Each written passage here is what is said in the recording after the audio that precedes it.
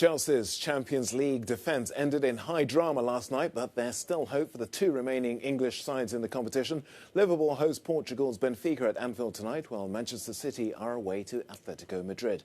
Our sports editor Andy Robini joins me now in the studio for more. Andy, let's start off by looking briefly back at last night's game. It really was dramatic end-to-end stuff, wasn't it, for Chelsea? It was, and I thought Chelsea were incredibly lucky not to go through, and over the two legs, in my opinion, were the better side. But I spoke to you yesterday about experience in these big games and moments. I mean, Real Madrid are the team, they look composed even when they're under pressure. 3-0 down after 75 minutes.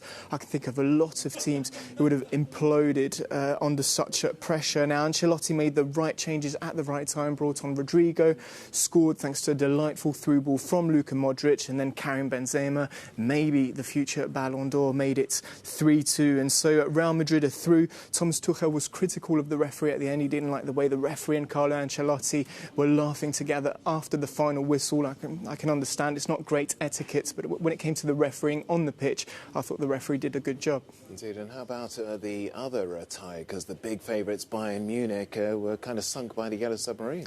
I mean, I thought Bayern Munich were lucky not to concede more in the first game, and I'm surprised at the lack of reaction in this second game. Now, they do have the better players. Villarreal, though, were very solid in defence. Unai Emery, the former Arsenal boss, I mean, that was another masterclass from him. They looked extremely solid, and the last point might be nice to watch, but what I'm saying is that they were able to break up the play, which isn't a nice thing for the neutrals, but it's important when you are the underdog to be able to do this. So credit to Villarreal, they're through. Now, what's next for Bayern Munich? A lot of their players are out of contract in 2023.